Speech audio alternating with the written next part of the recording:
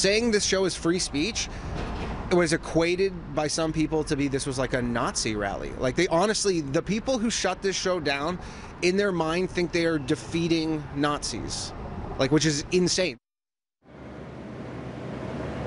I'm Adrian Ghobrial. It was Saturday night here at the Comedy Bar on Bloor near Dovercourt, where there was a gig scheduled dubbed the Free Speech Comedy Show. Now, cue some of the controversy. Some people in the community were concerned about what some of the content would be at the gig and started calling the owner of the bar. Now, there was some word that those who might be considered part of the super conservative alt-right movement might also be attending.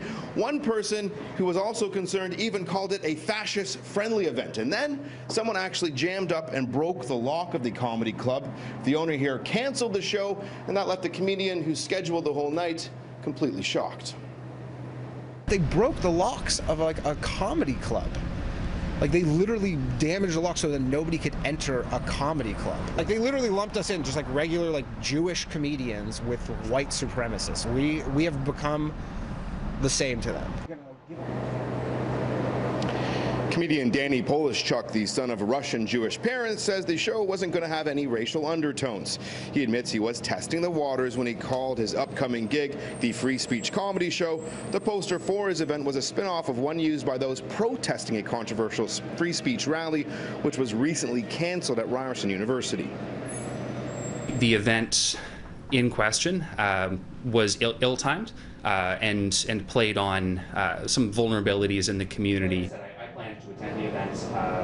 Kevin Metcalf was vocal about the comedy show on Facebook, posting that the community needs to stand together against bigotry, even calling the event fascist-friendly because the alt-right group, the Proud Boys, had confirmed their attendance, and controversial conservative writer Faith Goldy was, according to Metcalf, considering attending. Should an event be shut down, though, because of who's attending it? Absolutely not. I mean, I certainly at no point called for the event to be shut down.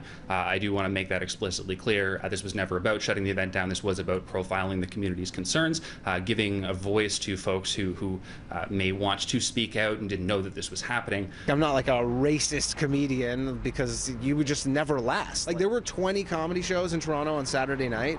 They were all identical. The only one thing that was different between my show and all the other shows was that mine was called the Free Speech Show, and they were just tacitly the Free Speech Show. Ironically, all proceeds from the event were going to the Canadian Civil Liberties Association. It's an organization which trumpets equality for all. Now, Kevin Metcalf says he's starting a crowd fund to help the owners here of the bar pay for the lock, which they've had to foot the bill for. As for comedian Danny Polishchuk, he says he's going to reschedule his comedy night for September 11th, with the venue TBA.